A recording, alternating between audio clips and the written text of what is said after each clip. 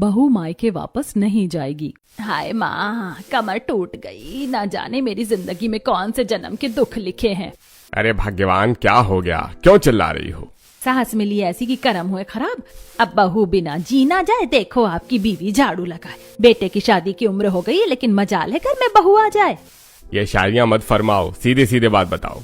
अरे बेटे की शादी की उम्र हो गई है, तुम्हारी माँ की वजह से जो भी हुआ है, अब तो मुझे बहू लाने से डर लगता है। और ये भी परेशानी है कि कौन आएगी इस घर में जो ससुराल आके मायके वापस ना जाए।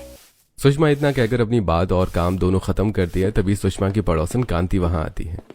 क्यों सुषमा, सुबह सुबह अपनी परेशानियां गाना शुरू कर दी?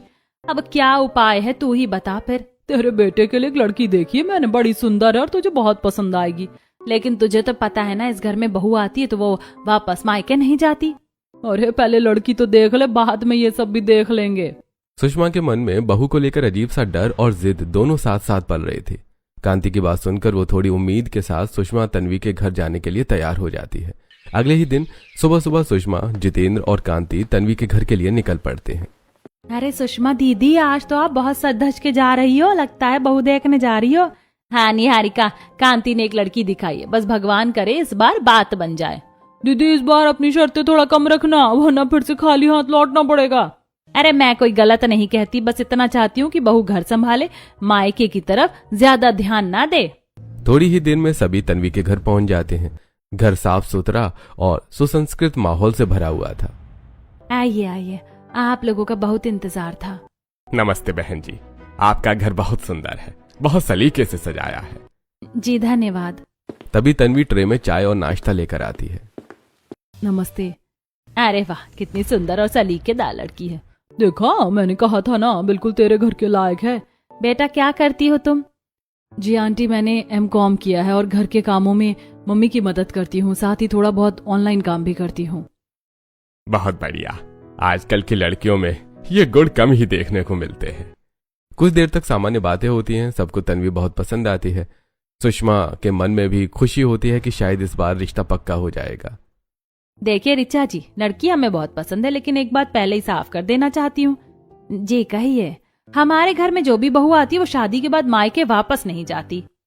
ये सुनते ही माहौल अचानक भारी हो जाता है। तन्वी और रिचा दोनों एक दूसरे को देखने लगती हैं। आंटी, इसका मतलब मैं अपने मम्मी पापा से कभी नहीं मिल पाऊंगी? सुषमा जी, ये कैसी बात कर रही हैं आप? क्या कोई बेटी अपना मायका आना छोड़ सकती है? देखिए, मैं जो कह रही हूँ वो अपने घर की भलाई के लिए कह रही हूँ। मायके जाने से बहू का ध्यान बढ़ जाता है और घर टूट जाते हैं। नहीं सुषमा जी, आप बिल्कुल गलत कह रही हैं। शादी के बाद बेटियां कभी कभी मायके आती हैं, उनका हक है। आंटी, मैं आप सबका सम्मान करूंगी, घर भी संभालूंगी, लेकिन अपने मम्मी पापा से मिलने का हक नहीं छोड़ सकती। अगर ऐसा है तो मुझे ऐसी बहू नहीं चाहिए। ठीक है आंटी जी, फिर आप कहीं और रिश्ता देख लीजिए। माहौल पूरी तरह खराब हो चुका था। सुषमा नाराज होकर वहां से उठ जाती है और कांति के साथ घर लौट आती है। अरे सुषमा, तू भी ना, ऐसे कौन करता है आज के जमाने में? मुझे जैसी बहू चाहिए वैसी ही लाऊंगी, जो मायके ना जाए। कुछ दिन ऐसे ही बीत जाते हैं। सुषमा को जिद कम नहीं होती, लेकिन अंदर से वो परेशान रहने लगती है। सुषमा दीदी, कब तक ऐसे ही रिश्ता ठुकराती रहोगी, जब तक मुझे मेरी शर्तों वाली बहू नहीं मिल जाती? तभी एक दिन पंडित जी एक नया रिश्ता लेकर आते हैं। अरे सुषमा जी, इस बार बहुत अच्छा रिश्ता लाया हूँ। लड़की का नाम प्रीति है, बहुत अच्छे परिवार से है। सच में पंडित जी? हाँ हाँ, ये एक बार मिल लीजिए, आपको जरूर पसंद आएगी। सुषमा इस बार थोड़ा सोच में पड़ जाती है। उसे याद आता है कि पिछली बार उसकी जिद की वजह से रिश्ता टूट गया था। इस बार मैंने वही बात कही तो फिर से रिश्ता टूट जाएगा। नहीं, इस बार मैं कुछ नहीं कहूंगी, जो करना है बाद में करूंगी। अगले दिन सुषमा, जितेंद्र और राघव प्रीति के घर जाते हैं। जी आइए बैठिए, हम आपका इंतजार कर रहे थे। नमस्ते जी, बैठिए। थोड़ी देर बाद प्रीति चाय लेकर आती है। नमस्ते आप सभी को। कितनी प्यारी और सादगी भरी लड़की है। बेटा क्या करती हो? जी मैंने बीकॉम किया है और घर संभालती हूँ। बहुत बढ़िया। सबको प्रीति बहुत पसंद आती है। सुषमा भी इस बार कोई शर्त नहीं रखती। तो आपको हमारी बेटी कैसी लगी? बहुत अच्छी लगी, हमें ये रिश्ता मंजूर है। सुषमा के मन में कुछ और ही चल रहा था। अभी कुछ नहीं कहूंगी, शादी के बाद सब अपने आप मेरे हिसाब से होगा। आखिर घर में चलती तो सास की ही है। तो फिर रिश्ता पक्का समझे? हाँ जी बिल्कुल। मुझे भी प्रीति पसंद है। दोनों परिवारों की सहमति से रिश्ता पक्का हो जाता है। आखिर सुषमा तेरे घर बहू आने वाली है। हाँ, अब देखना मेरी बहू कैसे मेरे हिसाब से चलेगी। कुछ ही दिनों में शादी की तारीख निकल आती है और घर में तैयारियां शुरू हो जाती हैं। सभी खुश होते हैं, लेकिन सुषमा के मन में अभी भी वही पुरानी सोच जिंदा होती है। दीदी, अब तो आपकी बहू आ रही है। हाँ, और इस बार कोई गलती नहीं होगी। शादी की तैयारियों के बीच किसी को नहीं पता था कि सुषमा के मन में क्या चल रहा है। वो अपनी शर्त को छुपा चुकी थी, लेकिन उसे पूरा करने का इरादा अभी भी कायम था। कुछ ही दिनों में पूरे धूमधाम और खुशियों के साथ प्रीति और राघव की शादी हो जाती है। पूरे मोहल्ले में रोशनी, ढोल नगाड़े और हंसी खुशी का माहौल होता है।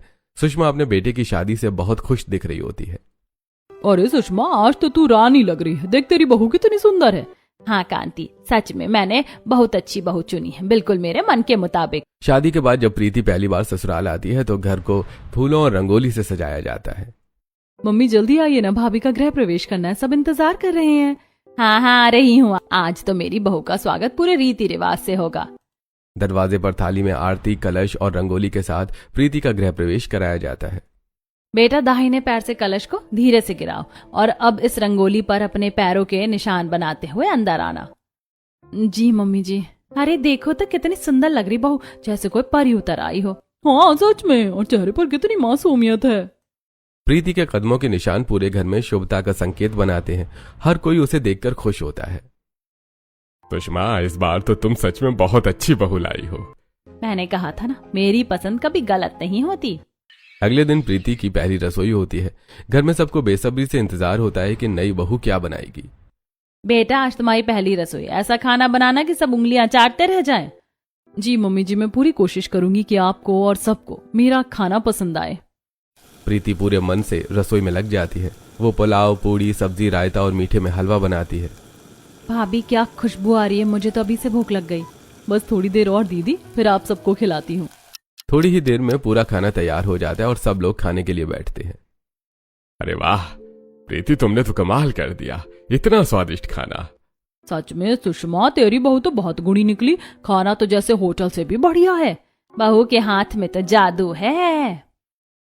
हाँ, ठीक ही बनाया है। चलो, पहली रसोई के लिए अच्छा है। इसके बाद मुंह दिखाई की रस्म होती है, जिसमें मोहल्ले की औरतें आती हैं और प्रीति की तारीफों के पुल बांध देती हैं। अरे बहू तो बहुत ही सुंदर है और इतनी गुणी भी। सुषमा दीदी, इस बार तो आपने सच में हीरा ढूंढा है। सभी प्रीति को नेक देते हैं, कोई पैसे, कोई गहने, और प्रीति सबको मुस्कुराकर धन्यवाद देती है। आप सबका बहुत बहुत धन्यवाद, आपने मुझे इतना प्यार दिया। धीरे धीरे घर के कामों में रमने लगती है प्रीति और वो सुषमा की मदद करती है, घर को संभालती है और सबका दिल जीत लेती है। बहू तो अच्छी है, बस इसे अपने मायके की आदत नहीं डालने दूंगी। एक दिन अचानक प्रीति के फोन पर उसकी माँ का कॉल आता है। बेटा, कैसी है तू? शादी के बाद तो तूने ठीक से बात भी नहीं की और पग फेरे के लिए भी नहीं आई अभी तक। मम्मी, मैं ठीक हूँ, बस यहाँ सब नया नया है, इसीलिए थोड़ा समय नहीं मिल पाया।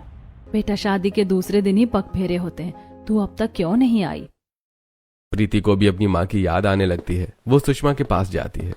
मम्मी जी, मम्मी का फोन आया था, वो पग फेरे के लिए बुला रही हैं। हाँ ठीक है, जाओ, लेकिन ध्यान रखना रात होने से पहले वापस आ जाना। जी मम्मी जी, लेकिन अगर हम एक रात रुक जाएं तो? नहीं, मैंने कहा ना, रात से पहले वापस आ जाना।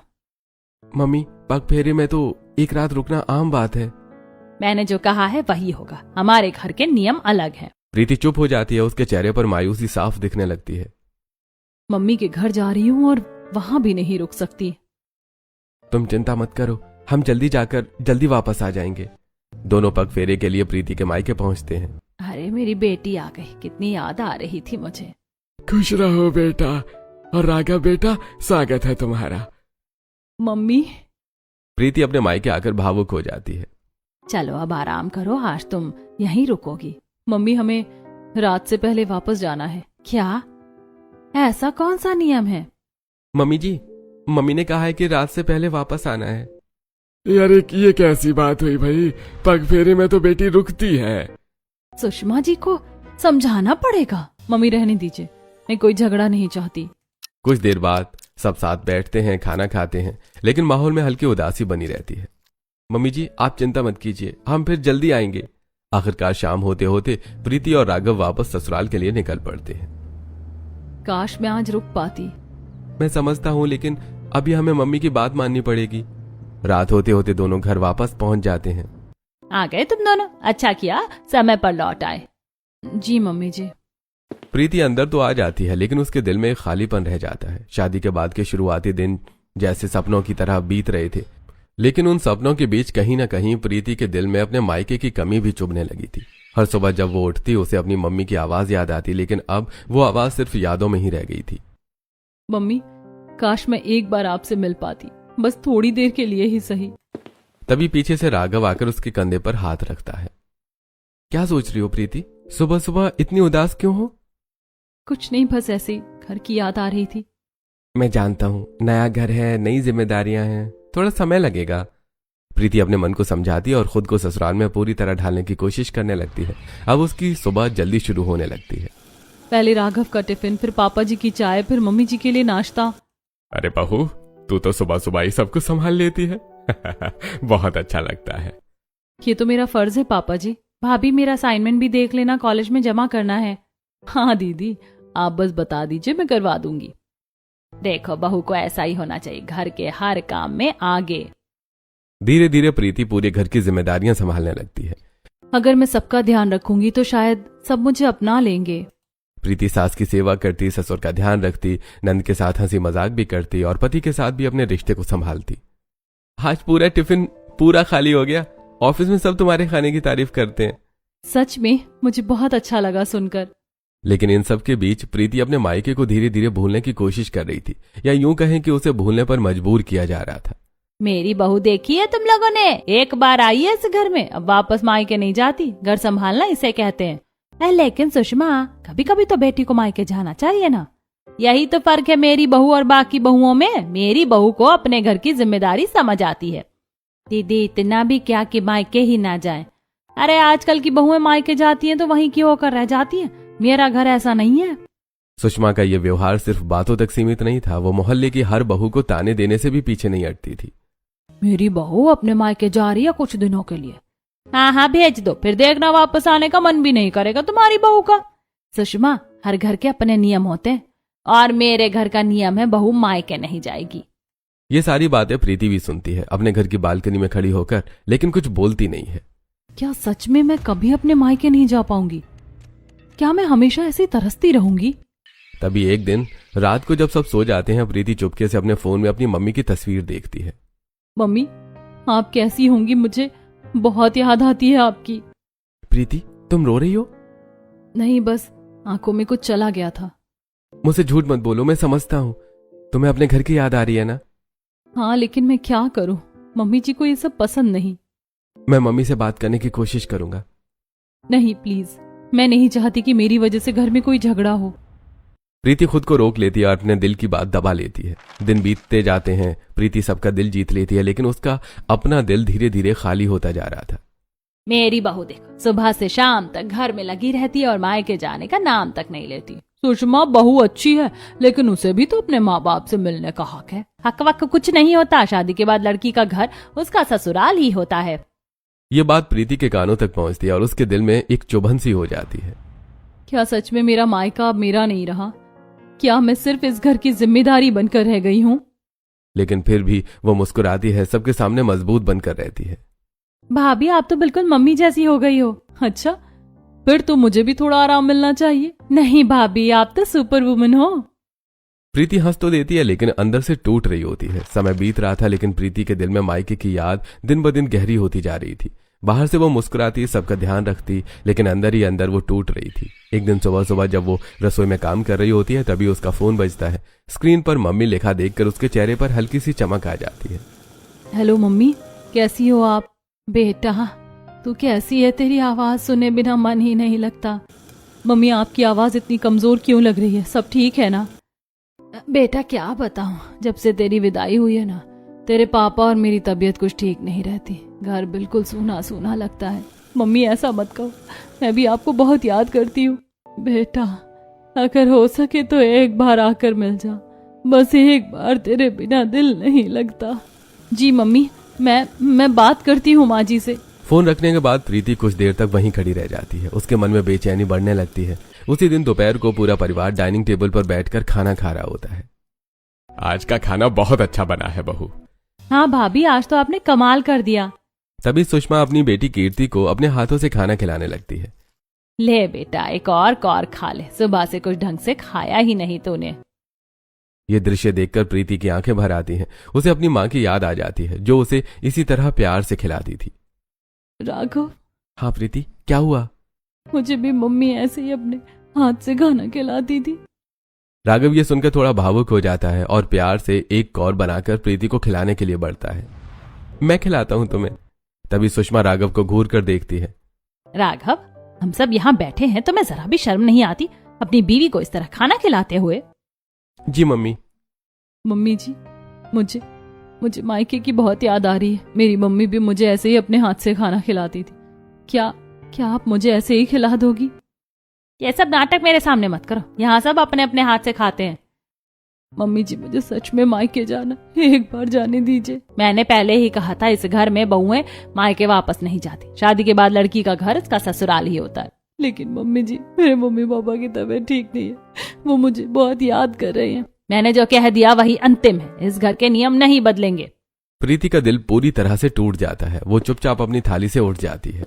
इसके बाद भी कई बार प्रीति मायके जाने की बात करती है, लेकिन हर बार उसे मना कर दिया जाता है।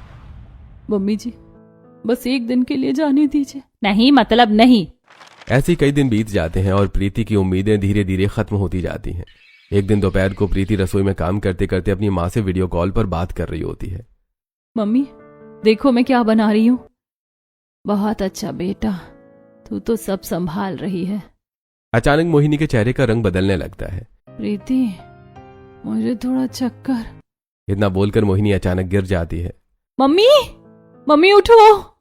घर में कोई नहीं होता। प्रीति बुरी तरह से घबरा जाती है। मैं अभी आती हूँ मम्मी, आपको कुछ नहीं होगा।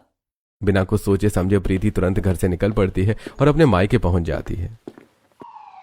वहां पहुंचकर वो अपनी मां को अस्पताल लेकर जाती है। देखिए, इनका ब्लड प्रेशर और शुगर लो हो गया है। आप इन्हें सही समय पर ले आई, अब खतरे की बात नहीं है। Thank God. प्रीति अपनी मां का ध्यान रखती है और उन्हें घर छोड़ती है और वहीं बैठ जाती है। बेटा, तू आ गई, अब अच्छा लग रहा है। मम्मी, अगर मैं देर कर देती तो? तभी सुषमा का फोन आता है। प्रीति, तू कहाँ है? मम्मी जी, मैं मायके में हूँ। मम्मी की तबीयत खराब हो गई थी। मैंने मना किया था ना, इस घर में बहुएं मायके नहीं जाती, फिर तू कैसे चली गई? तभी घर में कलेश शुरू हो जाता है। देखिए, आपकी बहू को मेरी बात की कोई वैल्यू ही नहीं है। थोड़ी देर बाद सुषमा खुद प्रीति के मायके पहुंच जाती है। प्रीति, चलो मेरे साथ, अभी के अभी। मम्मी जी, बस थोड़ी देर और। नहीं, अभी चलो। सुषमा जी, बेटी को थोड़ा समय दे दीजिए। नहीं, मेरे घर के नियम नहीं बदलेंगे। सुषमा जबरदस्ती प्रीति को वापस ले आती है। कान खोलकर सुन लो, इस घर में बहुएं मायके वापस नहीं जाती, ये बात अपने दिमाग में घुसा लो। मम्मी जी, मैंने कुछ गलत नहीं किया, बस अब एक शब्द भी नहीं। प्रीति चुप हो जाती है। उसकी आंखों से आंसू रुकने का नाम नहीं लेते। अब वो समझ चुकी थी कि इस घर में उसकी भावनाओं की कोई कदर नहीं है और उसका मायका जो कभी उसका सब कुछ था अब उससे छिनता जा रहा था। समय धीरे धीरे बीत रहा था। प्रीति अब भी हर दिन उम्मीद लेकर उठती थी कि शायद आज सास का दिल पिघल जाए, शायद आज उसे अपने मायके जाने की इजाजत मिल जाए। लेकिन हर दिन की तरह यह उम्मीद भी शाम तक टूट जाती थी। शायद इस बार अगर कोई खास मौका होगा तो मम्मी जी मना नहीं करेंगी। आखिर शादी ब्याह में तो बेटी को जाना ही चाहिए।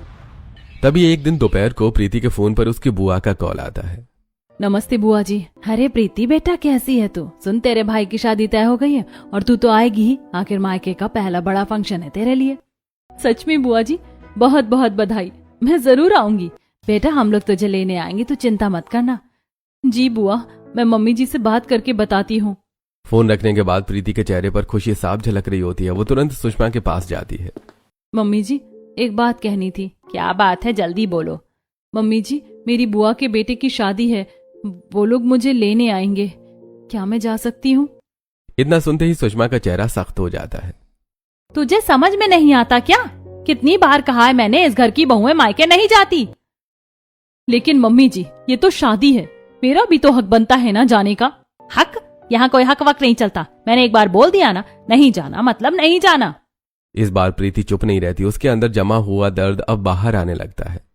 आप मेरे साथ ऐसा नहीं कर सकती मम्मी जी। क्या शादी के बाद बेटी अपना मायका भूल जाती हैं? हाँ, शादी के बाद लड़की का घर उसका ससुराल होता है। तो क्या आपको कभी अपने मायके नहीं जाना? क्या आप भी शादी के बाद कभी नहीं गई? तो मुझे सिखाएगी अब? सच कहूं मम्मी जी, आपके मायके वाले आपको पूछते ही नहीं होंगे, इसीलिए आपने ऐसा कानून बना दिया कि बहुएं मायके नहीं जाएंगी। ये सुनते ही सुषमा का गुस्सा फूट पड़ता है चुप! और अगले ही पल सुषमा प्रीति को एक जोरदार थप्पड़ मार देती है। मम्मी जी, तुझे मजाक लगता है? तू सच्चाई सुनना चाहती है ना, तो सुन। आज मैं तुझे वो सच्चाई बताऊंगी जिसने मेरी जिंदगी बदल दी। सुषमा की आंखों में आंसू आ जाते हैं और वो अतीत की तरफ चली जाती है। ये बात उस समय की है जब सुषमा नई नई शादी करके इस घर में आई थी। बहू, अब ये तेरा घर है और अब ये परिवार ही तेरी दुनिया है। एक दिन दादी सास हॉल में बैठी होती हैं, तभी उनके मायके से उनके भाई यानी मामा जी आते हैं। अरे दीदी, मुझे थोड़े पैसों की जरूरत है, बहुत परेशानी में हूँ। अरे भाई, तू चिंता मत कर, मैं अभी पैसे लाती हूँ। दादी सास अंदर जाती हैं और पूरे 5 लाख रुपए अपने भाई को दे देती हैं। अरे दीदी, तुमने तो मेरी बड़ी मदद कर दी, मैं जल्दी लौटा दूंगा। अरे पगले, तू मेरा भाई है, तेरे लिए ही है ये सब कुछ। अब कुछ दिन बाद उनकी बहन यानी मौसी आती हैं। दीदी, मुझे एक फंक्शन में जाना है, लेकिन मेरे पास अच्छे गहने नहीं है। बस इतनी सी बात, ये लो मेरा रानी हार, पहन कर जाना, मैं बाद में लौटा दूंगी। नहीं तू रख ले, मैं दूसरा बनवा लूंगी। धीरे धीरे दादी सास अपने मायके वालों को सब कुछ देती चली जाती हैं, पैसे, गहने, यहाँ तक कि अपनी प्रॉपर्टी का आधा हिस्सा भी उनके नाम कर देती हैं। अरे ये तुम क्या कर रही हो? ये सब हमारा है। ये मेरा मायका है, मेरे अपने हैं, वो कभी मेरा बुरा नहीं सोच सकते, और जो मेरा है उनका भी है। लेकिन सच्चाई कुछ और ही थी। एक दिन दादी सास सोचती हैं कि अब वो कुछ दिन अपने मायके जाकर रहेंगी। मैं अपने मायके जा रही हूँ, अपने लोगों के पास। लेकिन जैसे ही वो मायके पहुंचती हैं, अब यहाँ क्यों आई हो? ये क्या कह रहे हो? ये मेरा घर है, अब ये हमारा घर है। तुमने खुद ही तो सब हमारे नाम कर दिया था।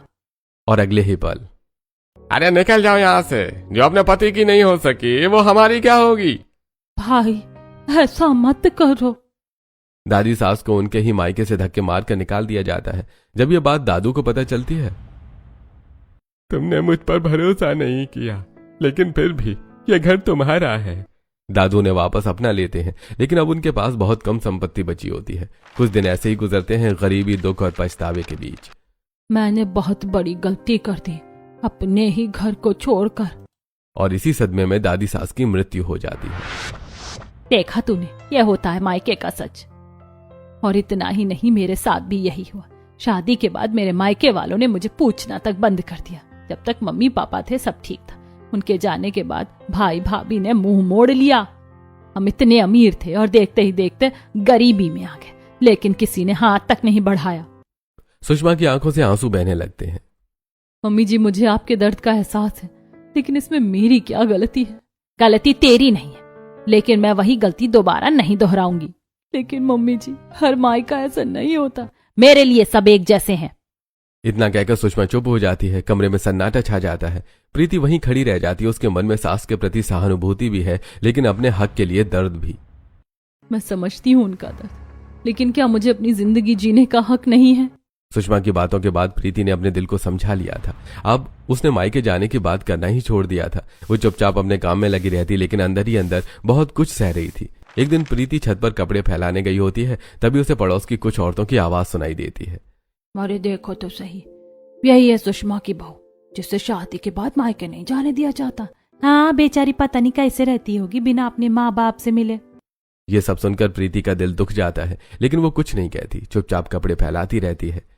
शायद ये मेरी किस्मत है, अब मुझे यही सब सहना होगा। कुछ दिन ऐसे ही बीत जाते हैं, तभी एक दिन अचानक घर में हलचल मच जाती है। पापा, मेरा बहुत बड़ा नुकसान हो गया है, बिजनेस में भारी लॉस हो गया। क्या? कितना नुकसान हुआ है बेटा? लाखों का। अगर अभी पैसे नहीं मिले तो पूरा बिजनेस खत्म हो जाएगा। ये सुनकर पूरा परिवार चिंता में पड़ जाता है। हे भगवान, अब क्या होगा? इतने पैसे कहाँ से? प्रीति ये सब सुनकर अंदर से हिल जाती है। वो तुरंत अपने कमरे में जाकर अपनी माँ को फोन करती है। मम्मी, यहाँ बहुत बड़ी परेशानी आ गई, राघव का बिजनेस डूबने वाला है। क्या बेटा, तू चिंता मत कर, मैं अभी तेरे पापा से बात करती हूँ। उधर मोहिनी और केशव बैठकर इस बारे में बात करते हैं। अरे मोहिनी, हमने प्रीति के भविष्य के लिए जो पैसे जमा किए थे वो अब काम आ सकते हैं। हाँ, हमने 50 लाख उसके नाम से जमा किए थे, अब वो पैसे आ चुके हैं। हाँ, वो पैसे आखिर उसकी खुशी के लिए ही तो थे। दोनों फैसला लेते हैं और पैसे लेकर प्रीति के ससुराल पहुंच जाते हैं।